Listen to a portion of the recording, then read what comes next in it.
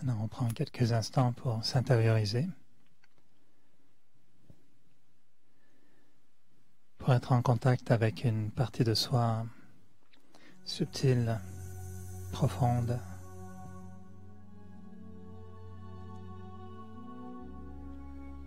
Et quand j'observe mes pensées, que je ralentis mes pensées,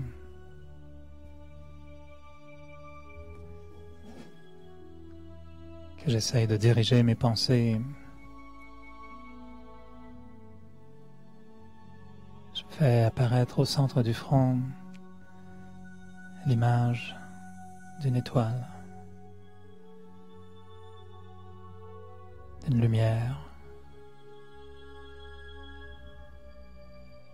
l'âme, la conscience.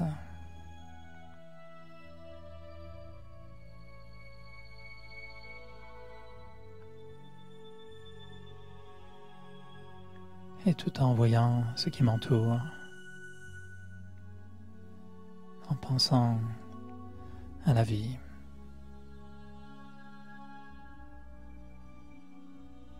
à toutes ces scènes de vie qui se déroulent devant moi, qui se présentent jour après jour. Je me dis que je suis une âme qui joue mon rôle dans ce corps physique, que c'est moi l'âme qui aspire à ce qu'il y a de plus grand, ce qu'il y a de plus pur, de plus beau, que moi l'âme, je transporte la lumière, que moi l'âme, je transporte la vie.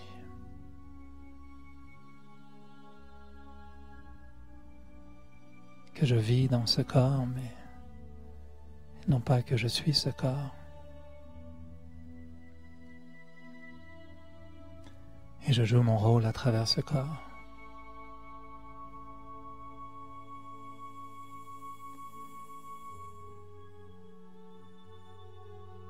Je pense,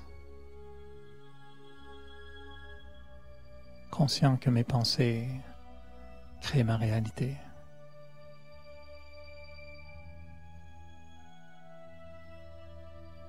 Conscient que chaque pensée est une onde d'énergie. Et qu'en créant des pensées pures,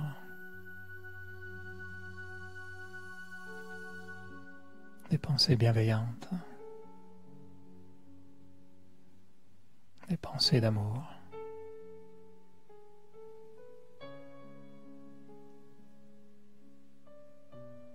c'est comme si je me nourrissais de cette énergie puissante, me permettant d'avoir une conscience plus claire, de voir plus loin.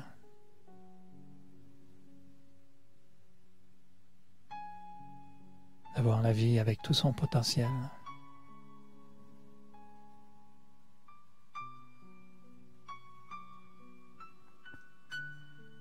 Et je me libère. J'ouvre ma conscience. J'ouvre mon cœur. Et je me libère de tous ces poids, de tous ces fardeaux qui m'ont ralenti, de tous ces sentiments négatifs, de toutes ces inquiétudes. Tout part.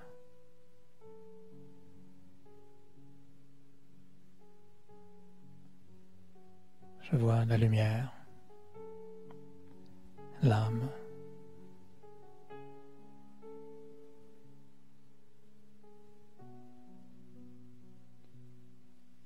comme une flamme qui brille,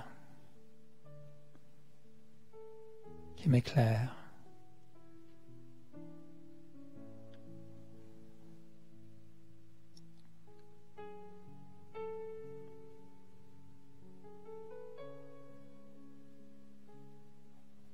Et en pensant à l'âme, je me vois grandir,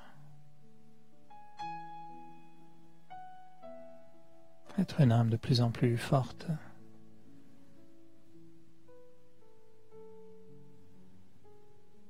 Je sens toute cette sagesse, le sens de la vie qui vient à moi.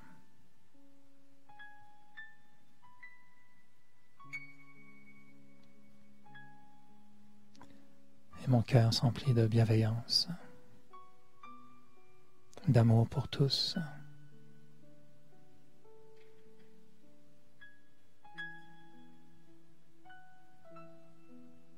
Je deviens comme un soleil et comme une lune.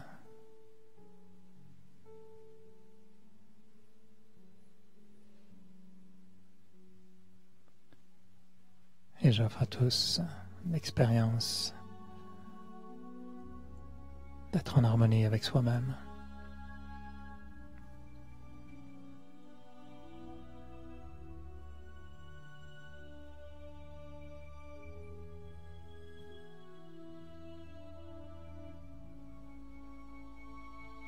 Je suis une âme. Je suis une lumière.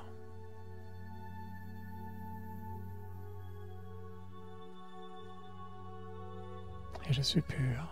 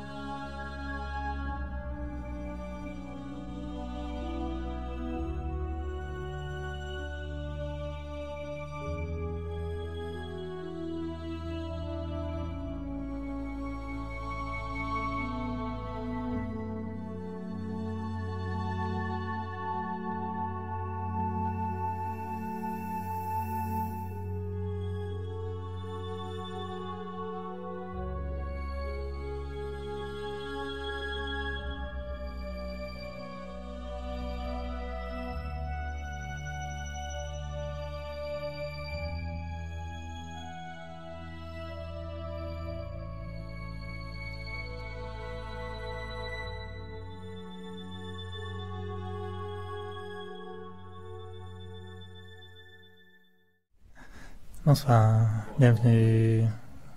J'espère que vous allez bien. Ouais.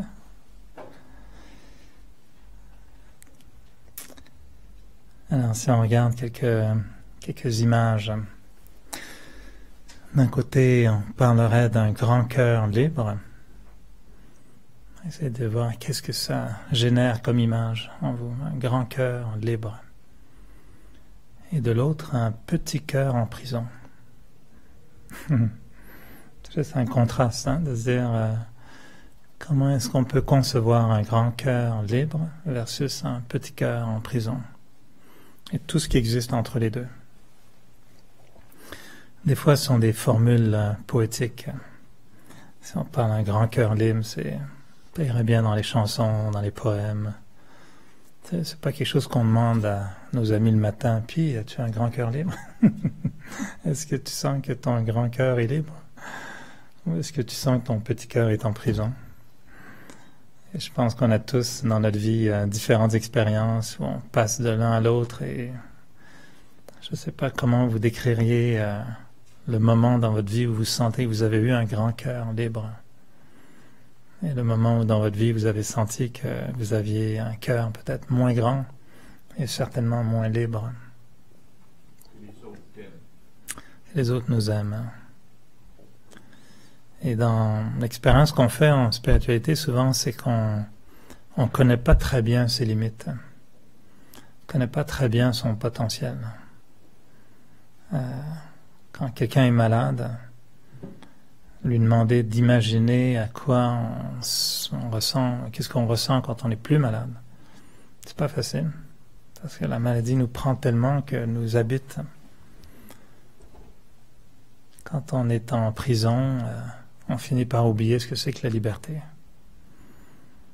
Et dans les sentiments, souvent, c'est ce qui se passe. Un cœur libre est un cœur qui a des sentiments de liberté, qui se sent libéré dans ses sentiments vis-à-vis des autres, versus un cœur qui est attaché, un cœur qui est ligoté, un cœur qui est pris, un cœur qui est limité dans son expression.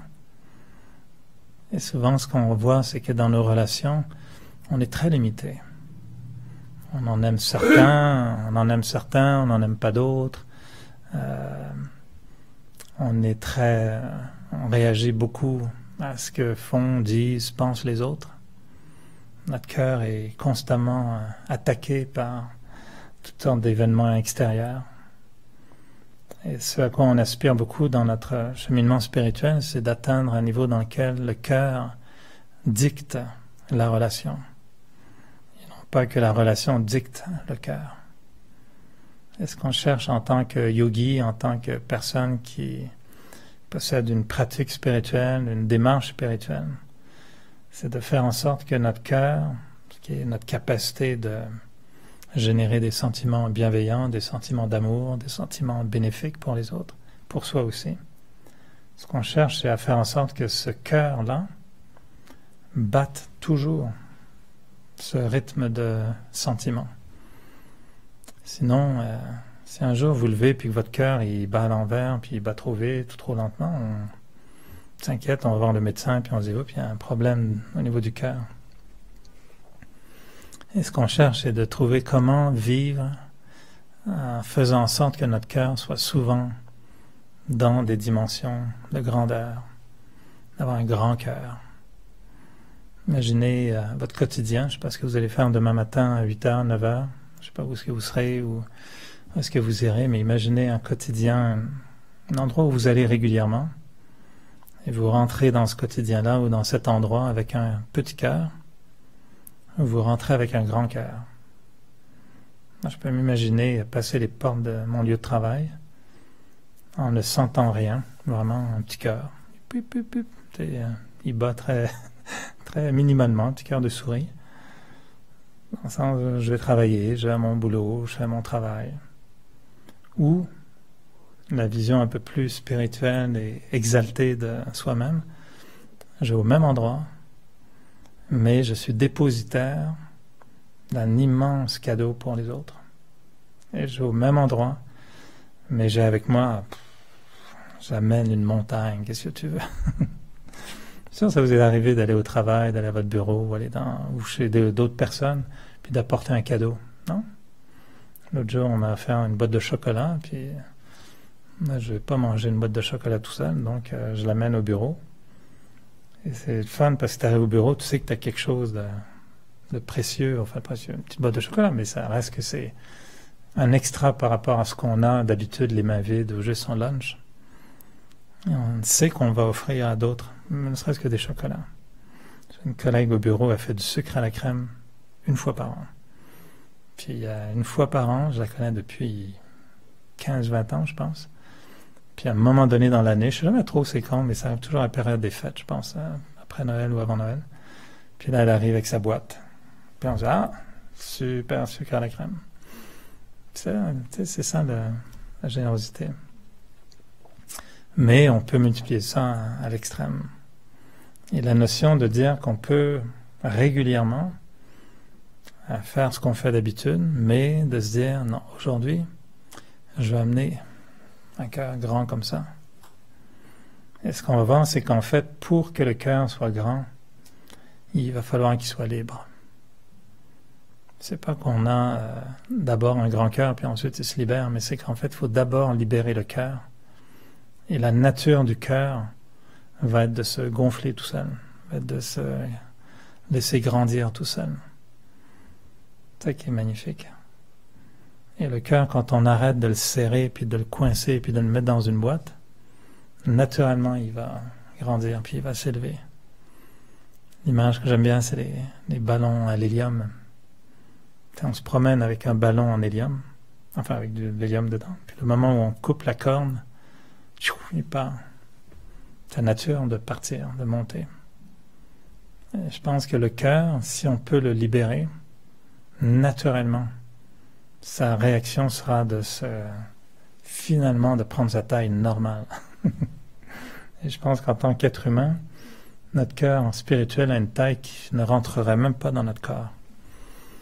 On a tous et toutes, je pense, foncièrement et à l'origine, un cœur immense, qui se manifeste rarement. Parfois. Les parents le vivent.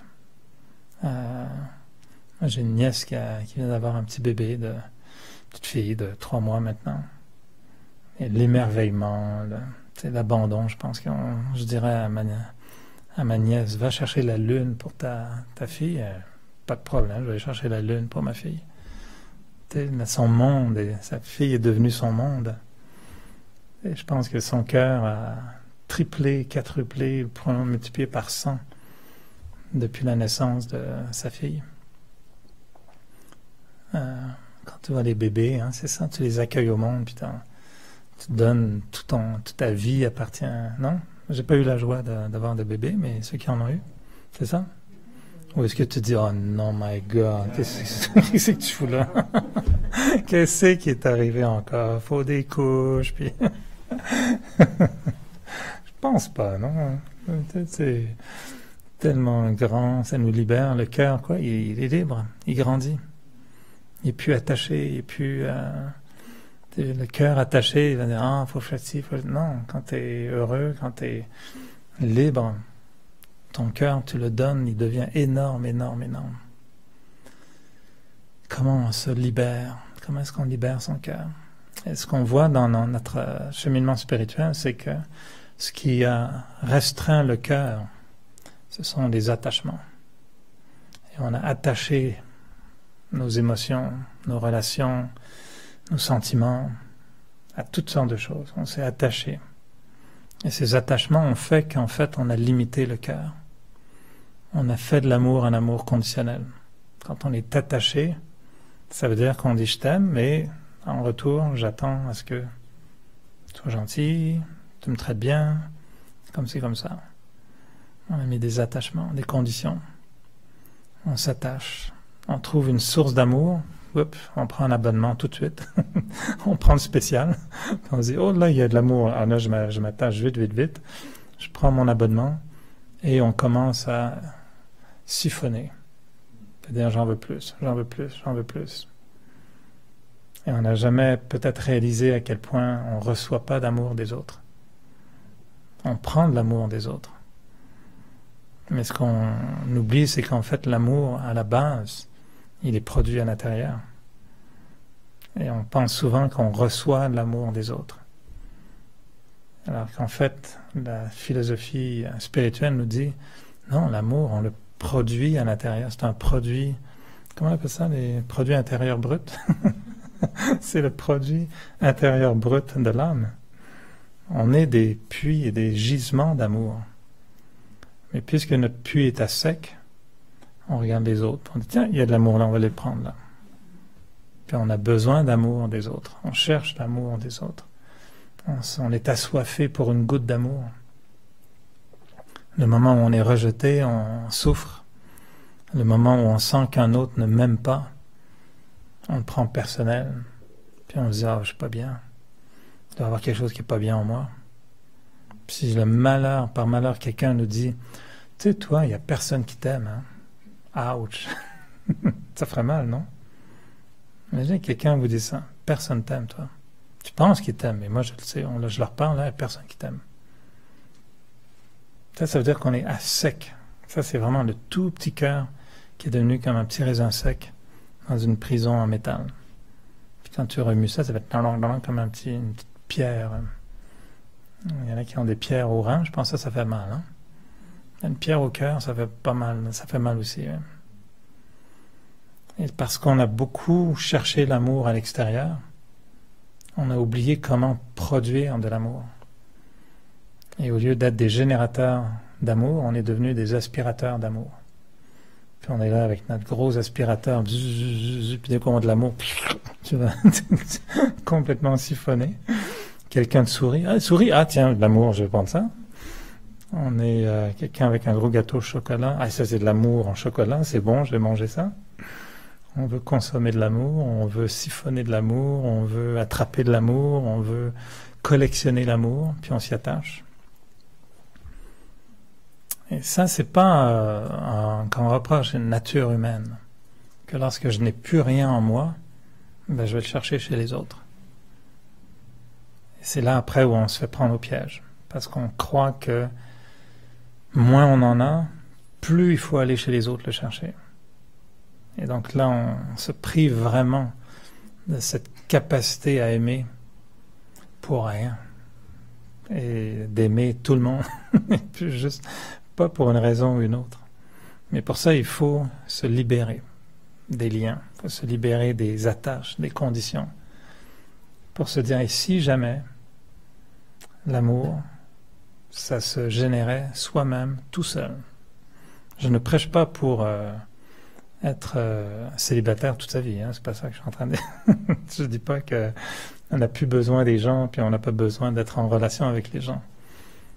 Ce que je dis, c'est qu'il est possible de se mettre dans sa petite grotte méditative, puis sans avoir aucune personne ou situation extérieure qui pourrait créer ce sentiment d'amour, être tout seul avec moi-même, puis de me regarder à l'intérieur et me dire, moi, l'âme, je suis une source d'amour. Puis de commencer à recréer l'idée qu'au fond de moi, j'ai un gisement d'amour. Et cet amour n'a pas besoin d'être sollicité, d'être reconnu, d'être... je veux juste que je le laisse partir. Et de me dire que moi, l'âme, moi, l'être, j'ai un gisement naturel d'amour. Il est là. Il demande qu'une seule chose. Il demande qu'une seule chose, c'est de finalement pouvoir s'exprimer. Mais ça, c'est comme s'il fallait renverser le courant. Il y a un pipeline quelque part, là, on devait renverser le courant, le pétrole va dans un sens, il faut aller dans l'autre. Je pense que c'est exactement notre histoire. On a un pipeline d'amour qui a tendance à vouloir toujours amener ça vers l'intérieur. Puis un jour, il faut lui dire, là, on va changer tout ça. Moi, mon expérience dans la méditation, c'est que ça a été très douloureux au départ de reconnaître qu'une grande partie de mon incapacité à bien vivre les relations venait exactement de ça. Et venait de cette façon de faire qui était de constamment essayer d'aller siphonner l'amour chez quelqu'un d'autre. Puis ça en était devenu une drogue, une dépendance. Et que si l'autre n'exprimait pas une forme d'amour, je me dévalorisais. Et je me disais que si quelqu'un ne m'aime pas, c'est que je suis pas bon. Et donc, on développe le syndrome, il faut absolument que je fasse plaisir à l'autre pour qu'il exprime un sentiment d'amour, pour que je me sente valorisé. Ça, c'est un cercle très vicieux. Parce que quand il ne fonctionne pas, ce cercle, moi, je deviens victime constamment. Et combien vont parler de chercher l'amour des parents qu'on n'a pas assez eus? Pour ceux qui n'ont pas vécu, il y en a heureusement qui ont cette chance d'être bien aimés longtemps.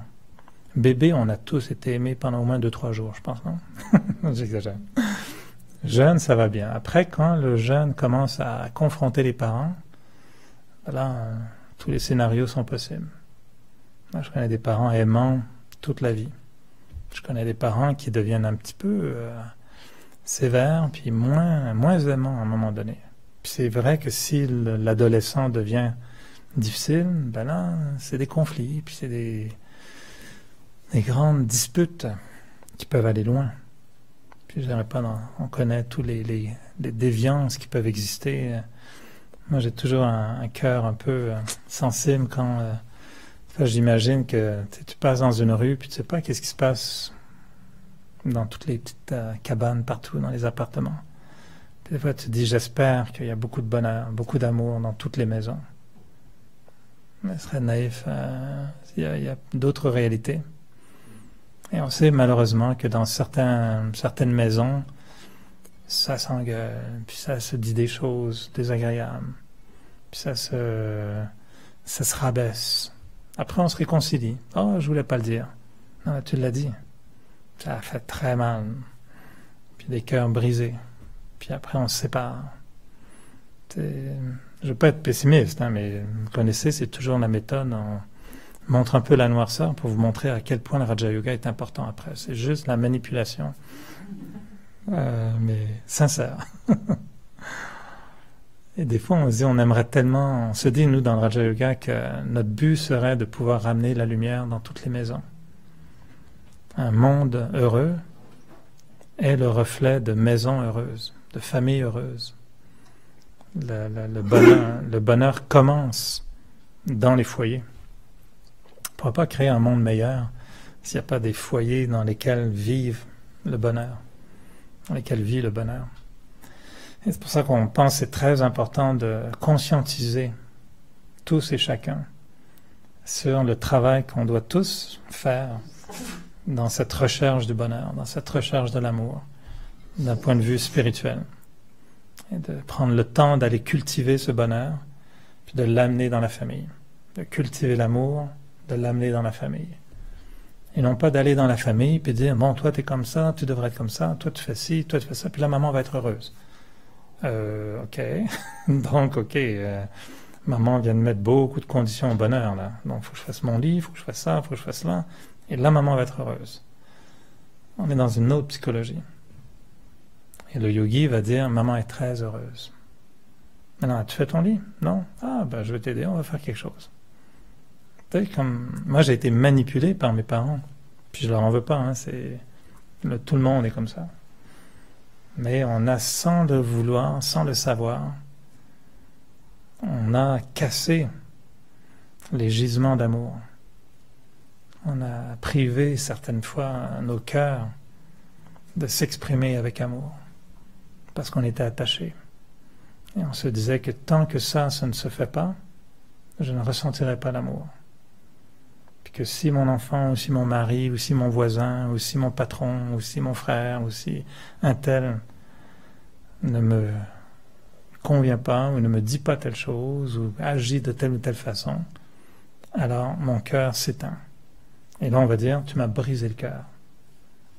Et nous on peut des fois provoquer en spiritualité de dire, personne ne nous brise le cœur, il était déjà brisé. La personne a juste mis le doigt sur le bobo. Et notre cœur était vide. Un cœur plein ne se brise pas. Un cœur plein déborde. Un cœur plein remplit les autres. Un cœur plein sonne pas creux. Si tu frappes un cœur plein, il rebondit. Il dit, tu peux frapper, ça ne dérange pas. On a l'image qui est très inspirante d'un manguier sur lequel un petit garçon jette des cailloux. Puis essayez, allez voir un manguier ou un pommier, by the way, ça marche aussi. Jeter des cailloux sur le pommier, il va continuer à donner des pommes. Il ne va pas produire des cailloux. Ce n'est pas des cailloux qui vont tomber de l'arbre, ce sera encore des pommes. Et nous, on dit, si nous, on a des fruits, si on a de l'amour, si on est débordant d'amour, même si on nous lance des cailloux, tout ce qu'on peut donner, c'est des mangues, c'est des pommes, c'est de l'amour. C'est une belle théorie, hein? C'est le fun, hein?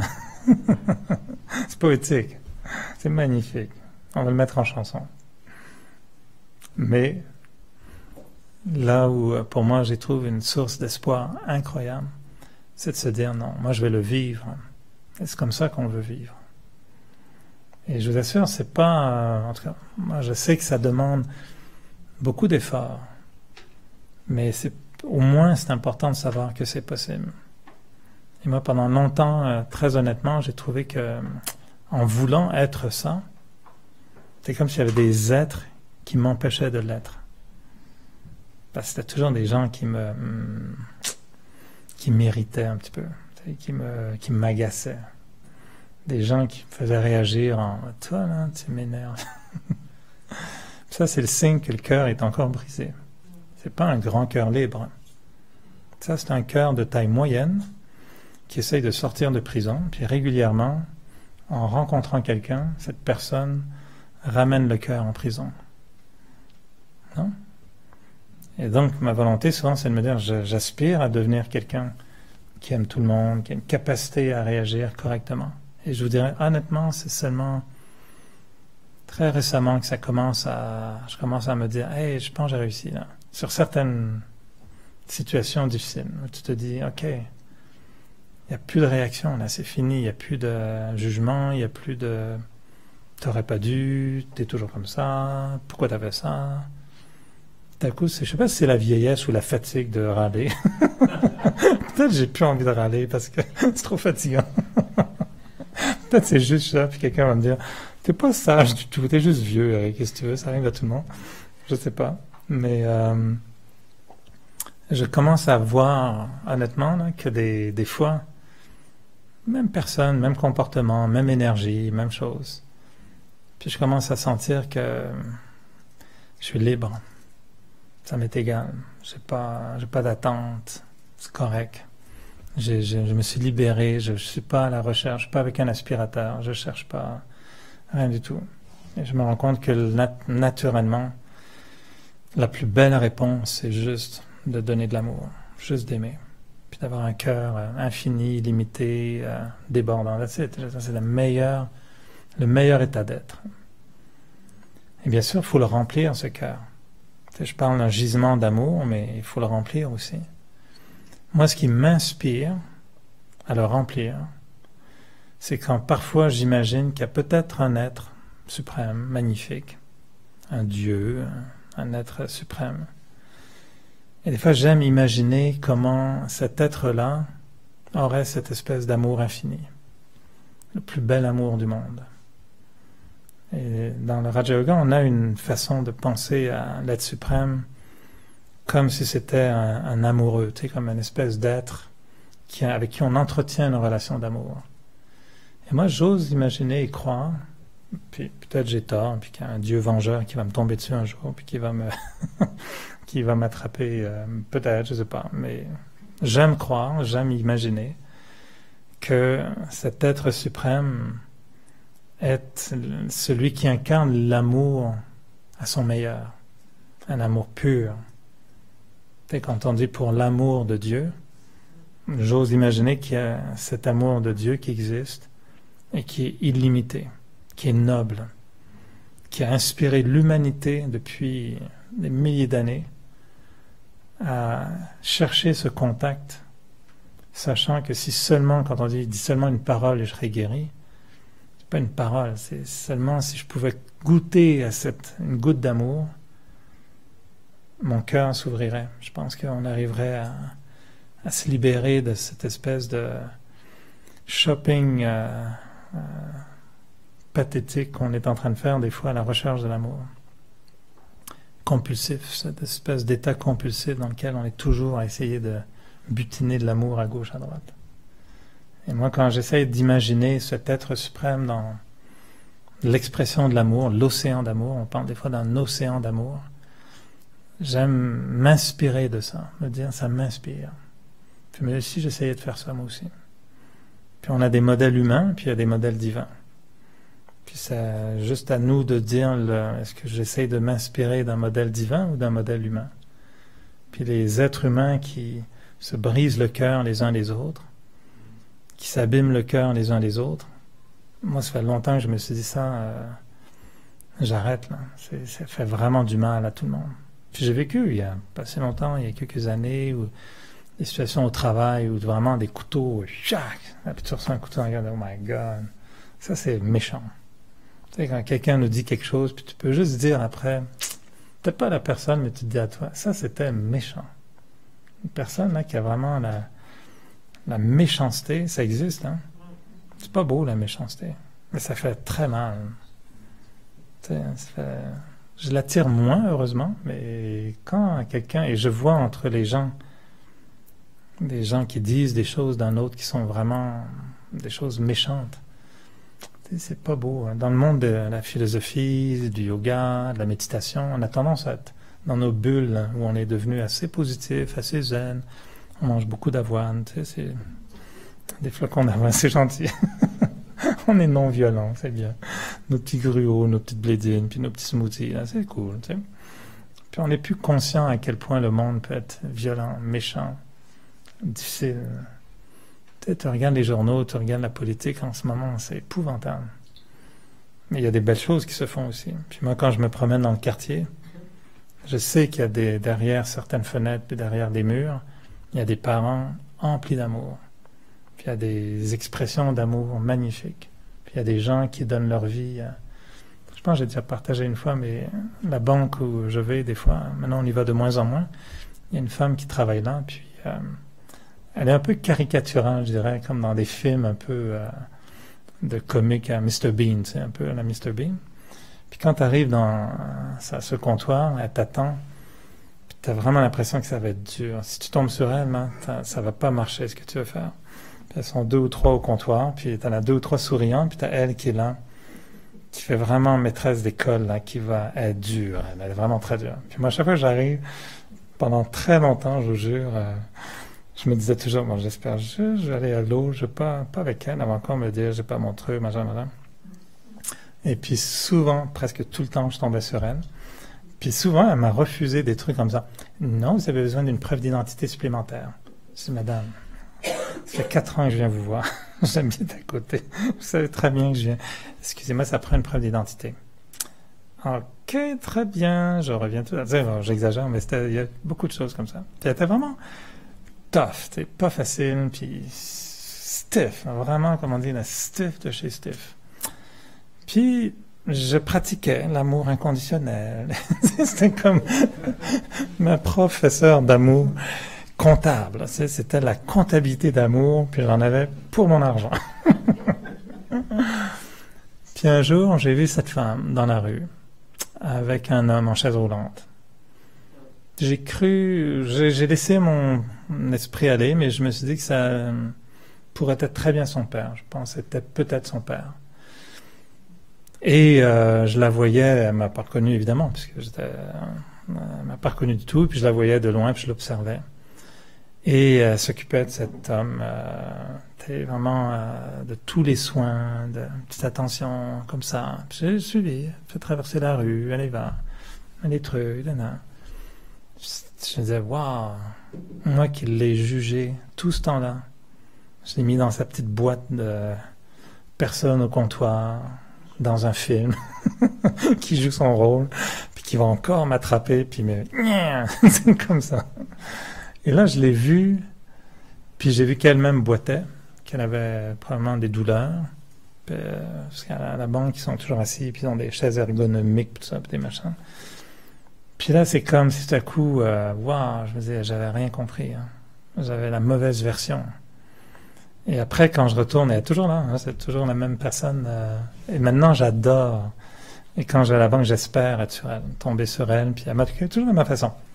Qu'est-ce que je peux faire pour vous? C'est toujours son air, c'est comme, aïe aïe, Swayman.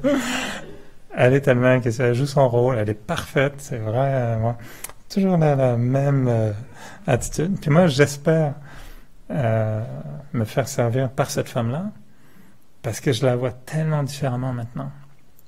Et j'ai tellement d'empathie, d'amour, Puis mon grand but, c'est de la faire sourire. Ça, si je peux la faire sourire, j'arrive pas toujours. C'est vraiment stiff. Moi, si je me mets, est-ce que ce sera tout? Ok, c'était juste une plaisanterie. T'sais. Comme ça.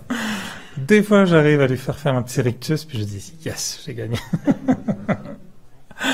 Mais je me dis, je sais qu'elle est probablement tous les jours, peut-être, à s'occuper de son père, ou peut-être autre chose. Elle a peut-être mal compris ce que j'ai décodé, là, elle est peut-être bénévole, puis elle s'occupe d'autres personnes, je sais pas. Mais tout ça pour dire que je me suis rendu compte à quel point ma capacité d'aimer était limitée. Pourquoi? Parce que j'avais des liens, j'avais des visions limitées, j'avais des attachements limités. Et moi, tout ce que je voulais, c'est que la personne au comptoir, généreusement, me dise oui à tout, puis même si j'avais pas les bons papiers, qu'elle me dise, mais vous êtes tellement sympathique, monsieur, je vais vous donner tout ce que vous voulez, je peux vous donner le coffre, et puis je vous donne tout. C'est ça que je voulais, moi. Malheureusement, c'est pas ça qu'elle m'offrait, donc je donnais pas d'amour. Et là, je me rends compte que non, il faut casser ces liens, il faut libérer ces liens, c'est-à-dire non, je donne d'abord, puis après on verra. Mais ça demande de faire grandir son cœur. Et pour m'inspirer, c'est ça, c'est en silence, en méditation, des fois de me dire, toi, là, t'aimes tout le monde, tu sais comment? Puis t'es vrai, t'as un océan d'amour, c'est toi de l'océan d'amour, c'est toi qui as l'amour le plus pur, que tout le monde recherche depuis des millénaires, en se disant, si seulement je pouvais goûter à cet amour. Moi, les gens que je connais qui sont vraiment avancés spirituellement, nous parlent de cet amour de Dieu des fois. Puis tu les écoutes, puis tu te dis, wow, ok. T'as trouvé ça où exactement encore? C'est quoi l'adresse? Tu as un mot de passe? Ou comment t'accèdes à ça? Mais le moment où on se laisse bercer juste par l'idée qu'il y a cet océan d'amour qui est toujours disponible, puis qui est un amour inconditionnel, pur, puissant, qui transforme, ben là on se met à se dire, peut-être c'est ça que j'ai envie d'avoir. Peut-être c'est ça que j'aimerais dégager aussi. Et on retourne travailler, on retourne dans notre même quotidien, puis peut-être que chaque jour on apporte non pas seulement une boîte de chocolat, mais peut-être qu'on se dit, tiens, aujourd'hui, je vais y amener juste un peu plus gros que d'habitude. Puis que les mêmes employés, les mêmes collègues qu'on va croiser, les mêmes voisins qu'on va croiser, les mêmes employés dans un hôpital qu'on côtoie, on va juste se dire, tiens, je vais peut-être juste exprimer un peu plus d'amour. Et moi, je pense que la liberté interrelationnelle, la liberté interrelationnelle, c'est juste de ne pas avoir d'attente. Juste de ne pas espérer que l'autre fasse ceci ou dise cela. Juste de se libérer de tout ça permet au cœur de prendre beaucoup plus d'amplitude. Aimer, c'est naturel. Aimer, c'est la nature de l'âme.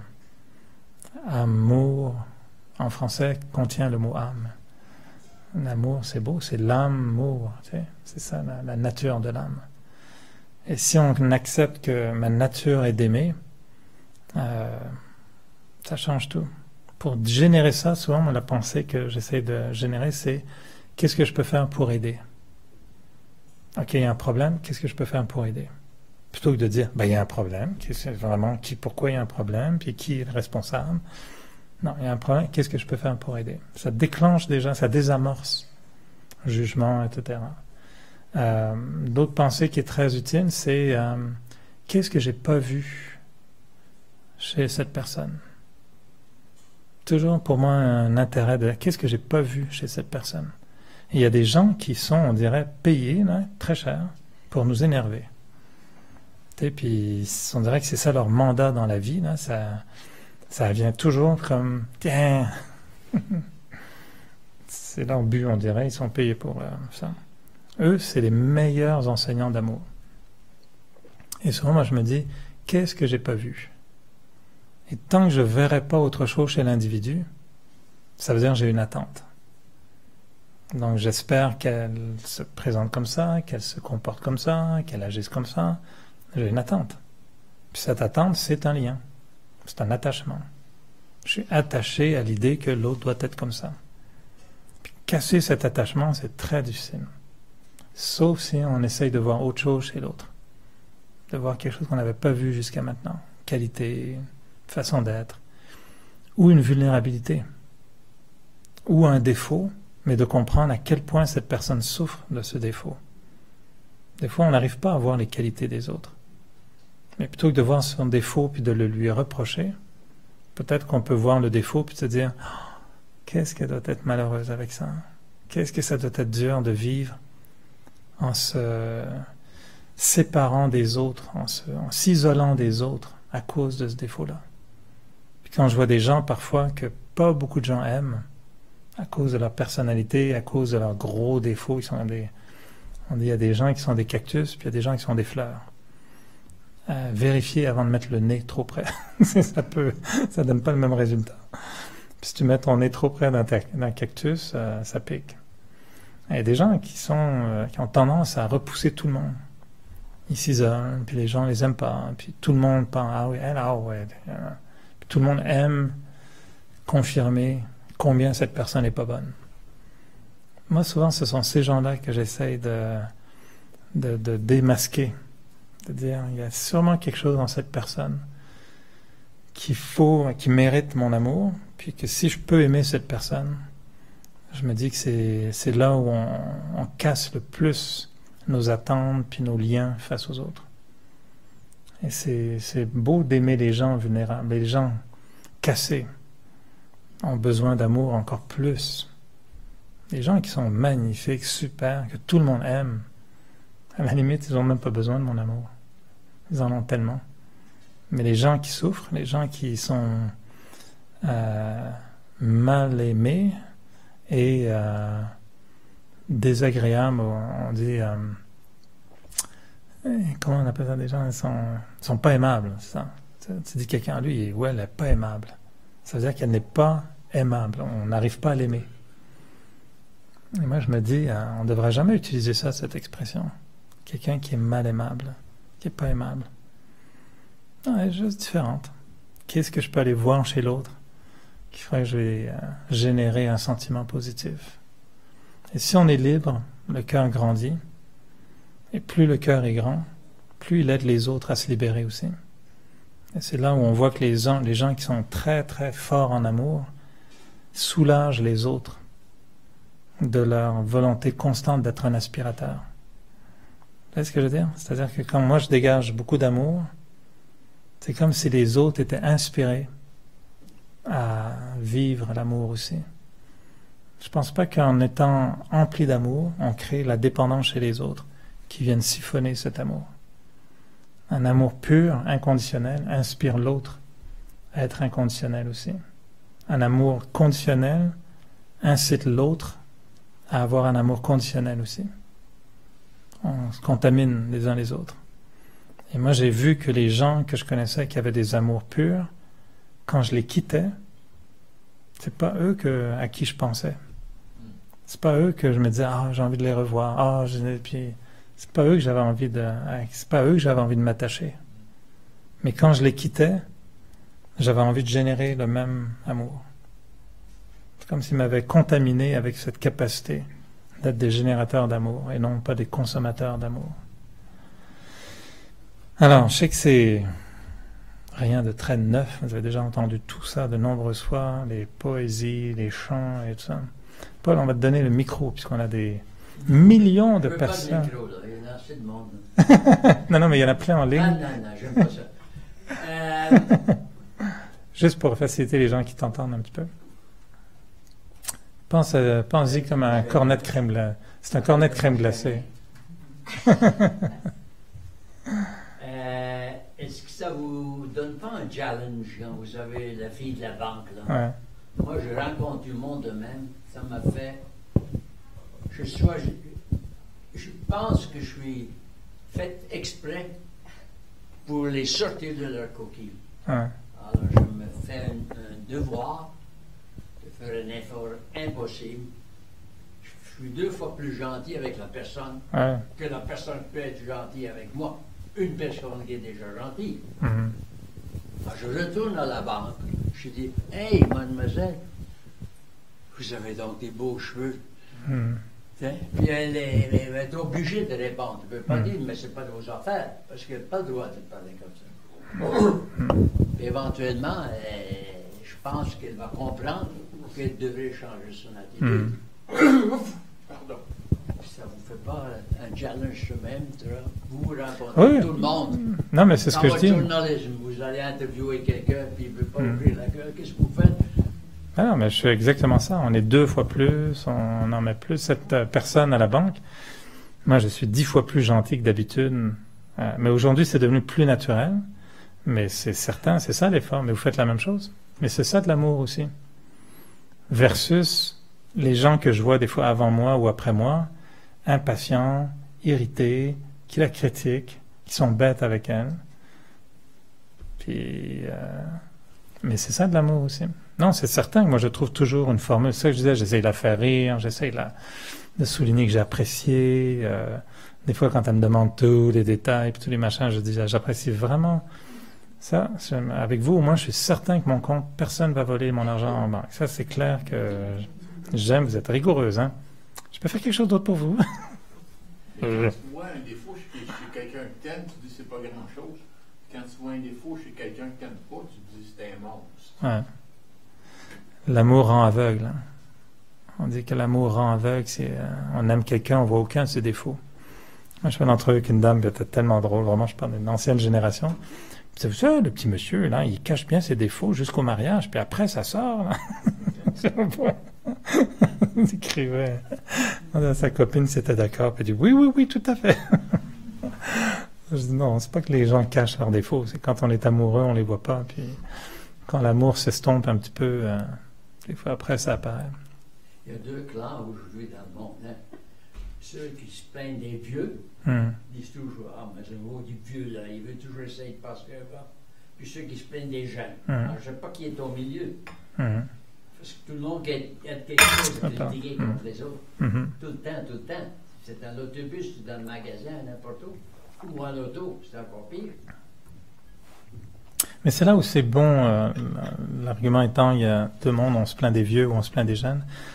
C'est toujours un peu comme qu'est-ce qu'on voit devant nous. T'sais? Puis moi, je pense que la méditation, le Raja Yoga, ce que ça nous apporte, c'est d'aller dans un autre regard. C'est pour ça qu'on appelle ça l'ouverture du troisième œil. Et je vous jure, jusqu'à pas si longtemps, j'étais pas mal convaincu d'avoir raison à peu près 90% du temps. Vraiment, même si je traduisais ça de façon sophistiquée, et, ça restait que c'était... Et récemment, quand j'ai récemment, c'est pas si longtemps que ça, me faisant prendre régulièrement dans l'erreur, où des fois je disais non, je suis sûr que hier c'est ça qui a été dit. Puis la personne finalement me ramène les minutes d'un meeting, puis dit regarde, tu t'es trompé, c'est pas ça qui a été dit. Puis j'étais tellement convaincu qu'à un moment donné, tu arrêtes de te convaincre, puis tu te dis bon, tu n'oses plus trop affirmer, tu te dis peut-être je me trompe. Il me semble que c'était ça, mais peut-être je me trompe. Puis là, je suis rendu à un niveau aujourd'hui où je suis vraiment intéressé à savoir comment d'autres pensent et qu'est-ce qu'ils disent, sachant très bien que j'ai peut-être complètement tout faux, puis que ça me plaît de reconnaître que j'ai quelque chose de tout faux, parce que ça me plaît d'apprendre quelque chose de nouveau. Mais ça, pour quelqu'un comme moi qui a eu une croûte d'arrogance intellectuelle pendant très longtemps, c'est comme un vieux volcan qui commence finalement à enlever la lave séchée, puis il dit « Ok, là, ça peut pousser les manguiers puis les pommiers, là, ça va pousser là-dessus. » Mais c'est bon, c'est un aspect de ma personnalité, mais ça a demandé beaucoup de pratique pour qu'aujourd'hui, j'aime voir autrement, puis me dire « Peut-être ma façon de voir, c'est pas la bonne. » Mais quand tu te fais poser une question, tu dis « Toi, qu'est-ce que tu en penses? » Tu te fais poser une question, puis tu réponds par une question, tu dis « Toi, qu'est-ce que tu en penses? » Oui, c'est bon, de dire à l'autre « Toi, qu'est-ce que tu en penses? » Ouais, c'est une façon humble. Ça dépend des questions aussi. Si on me demande où est l'oratoire Saint-Joseph, je ne dirais pas toi, qu'est-ce que tu en penses? Si on me dit qu'est-ce que tu penses de la vie et de la mort, c'est vrai. Des fois on prend le pouls, comme on dit, on saisit un peu où est l'autre avant de lui dire quelque chose. Mais pour moi, l'idée c'est je change mon regard. Je vois pas les vieux comme des vieux, je vois pas les jeunes comme des jeunes. Tout le monde est une âme. J'apprends à les voir comme des âmes, mais je ne sais pas quel genre d'âme c'est. J'essaie de respecter une âme. Quelqu'un est grand, beau, petit, moins beau, gros, moins peu. Ça reste une âme. Et si je vois juste l'enveloppe, si je vois juste le corps, je suis dans l'illusion. Je suis juste en train de regarder la voiture, puis je n'ai pas regardé le conducteur. Alors, c'est là où le regard nous permet de vraiment changer nos sentiments. Puis ça nous libère. Un regard bienveillant nous libère des attentes et des jugements. Si on est libéré, ben c'est là où on aime. Moi, quand je regarde une personne, puis que je la juge, puis que je la mets dans une boîte, j'ai du mal à l'aimer. Mais si je la regarde, puis je me dis, c'est pas, moi, toutes ces expériences dont je parle, cette femme que j'ai vue soigner une autre personne, depuis, ça je pense, c'est passé il y a plusieurs années, depuis, quand je vois des gens comme ça qui ont des rôles assez particuliers, je me dis, peut-être que cette personne vit quelque chose de complètement différent, j'en suis pas au courant. Donc je me donne toujours comme une option de me dire, je sais pas moi qui elle est cette personne. Même si ce moment-là, elle est un peu irritante ou qu'elle joue un rôle particulier, je me dis, je sais pas, peut-être qu'aussi bien elle est en train de vivre un divorce, puis elle vient de se faire dire qu'elle a un cancer, puis qu'il lui reste 3 mois à vivre, je sais pas moi. Donc je donne un bénéfice du doute, puis ça change le regard. Et à ce moment-là, j'ai pas le lien, j'ai pas l'attachement. On est libre d'aimer. Alors, voilà quelques idées pour vous donner de quoi réfléchir pendant quelques jours. Et je vous invite à essayer ça, aller à la banque. Et puis, je suis certain que quand vous allez aller à la banque dans les prochains jours ou la prochaine fois que vous irez à un comptoir, vous allez sourire parce que je vais invoquer, programmer pour que la personne qui vous sert vous mette au défi aussi, puis vous allez éclater de rire. Si la personne vous dit « Qu'est-ce que je peux faire pour vous servir ?» Vous allez éclater de rire, puis vous allez « Ah, la vie est tellement drôle !» Puis vous allez juste dire à la personne « Tu sais que je t'aime, hein ?» Puis elle va dire « Comment ?»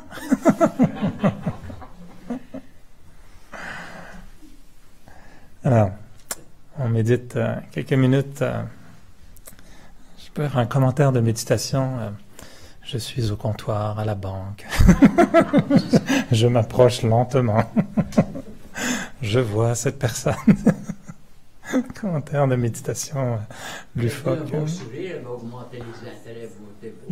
Les beaux sourires vont augmenter les intérêts. Il faut le demander de faire un bon sourire. Voilà, on lui demande. Qu'est-ce que je peux faire pour vous? Souriez.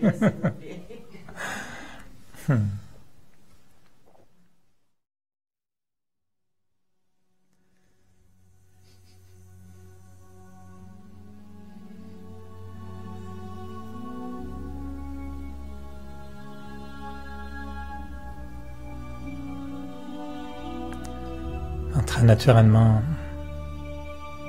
j'observe mes pensées. Je ralentis le rythme de mes pensées.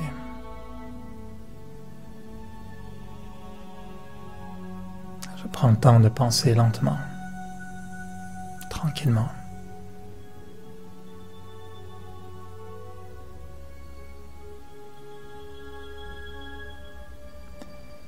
J'essaye de prendre conscience de ce qui m'entoure. Et j'accepte tout ce qui m'entoure.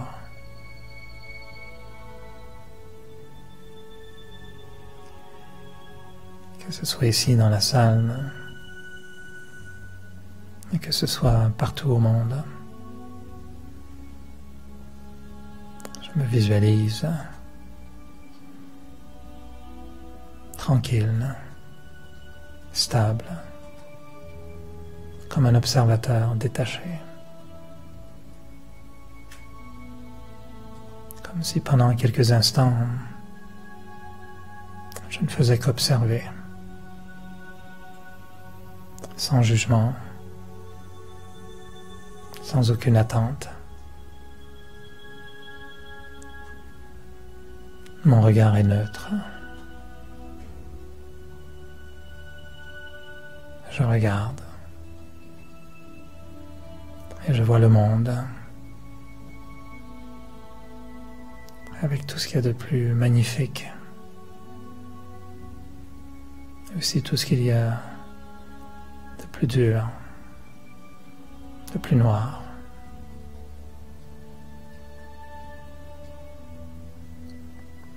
Plus près de moi, je regarde mon quotidien, ce que je vis au quotidien. Et je reste neutre. J'observe.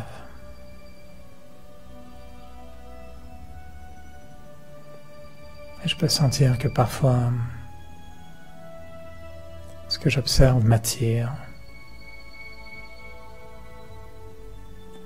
Alors je me détache.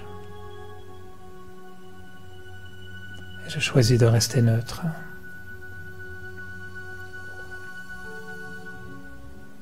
Un observateur détaché.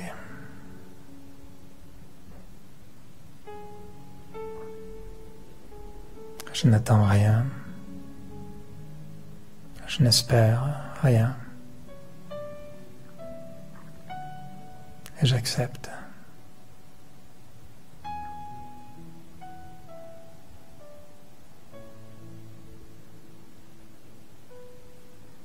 C'est seulement alors que je commence à ressentir au plus profond de moi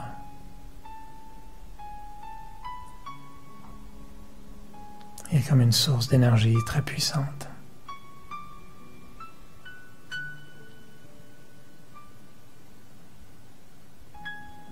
Comme si en moi existait un œil divin, le regard du sage, un regard bienveillant sur le monde.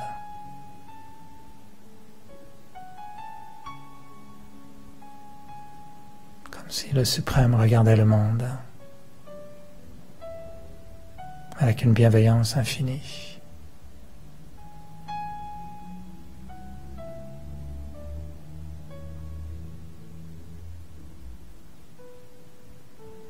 Et plus je reste comme un observateur détaché, plus je sens que s'éveille en moi cette source de pouvoir, cette force de lumière.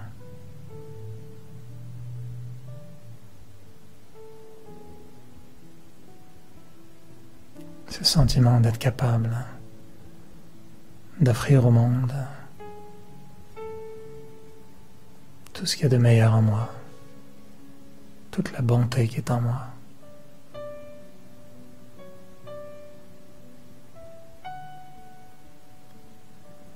Alors je me vois comme un être qui rayonne, qui donne, qui tend la main, qui pardonne et qui donne tout son amour au monde, toute sa bienveillance.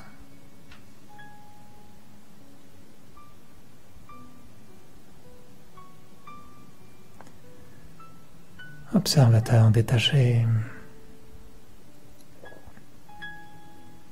je deviens comme un ange. Je regarde.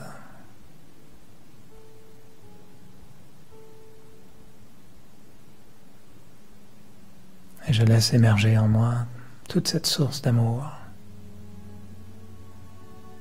Cet amour pur. Cet amour infini.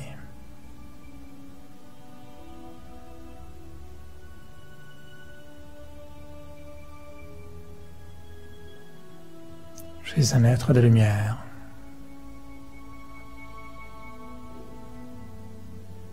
Et j'offre au monde entier cette source de lumière, sans attente, sans exiger quoi que ce soit en retour.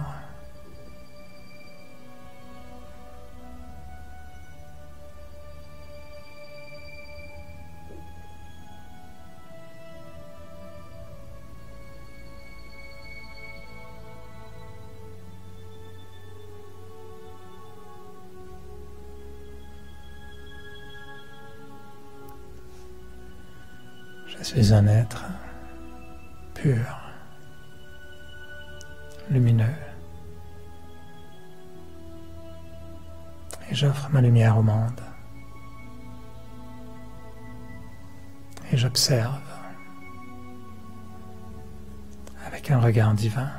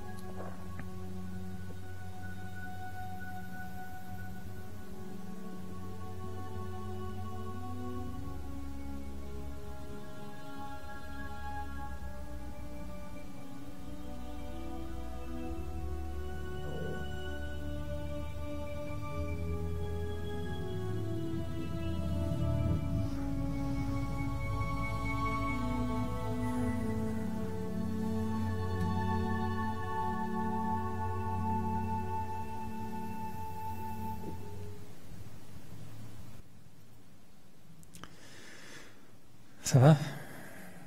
Mieux? Je vois des fontaines d'amour. Ça vieillit pas tant que ça. Non? Non. Non. Désespère pas, Pierre. Ça va sortir, ça va sortir. Pierre est d'une honnêteté désarmante. J'espère que vous aimez ça, que vous vous sentez bien. Je vais rester comme ça 1 heure en suspension. Avec quelle banque faites-vous affaire? La banque, ici, on est dans une banque. Hein. Je viens juste d'y penser. Une demi-banque dehors. Il y a un guichet automatique, mais c'est une ancienne banque ici. Et on est au lieu, vous êtes exactement là où il y avait les guichets, les comptoirs à l'époque. Toutes les personnes qui ont servi, Est-ce que je peux avoir une réponse? ils étaient exactement debout là où vous êtes. Hein. Alors, transformer la banque en lieu spirituel, c'était ça. Mais je pense qu'il faut simplement continuer à croire et avoir cette conviction que l'esprit peut créer des merveilles. Et chacun peut se libérer. C'est juste une pensée de se dire je me libère, j'ai pas d'attachement. C'est juste dans l'esprit que ça se passe. Alors, j'espère que ça vous inspire à essayer des nouvelles pensées, à changer notre façon de penser. Et puis bien, on se reparle des opérations bancaires la semaine prochaine. En fait, ce sera pas moi la semaine prochaine, mais dans 2 semaines, je serai là. Alors, je vous souhaite une belle soirée, une belle semaine, puis à très bientôt. Om Shanti.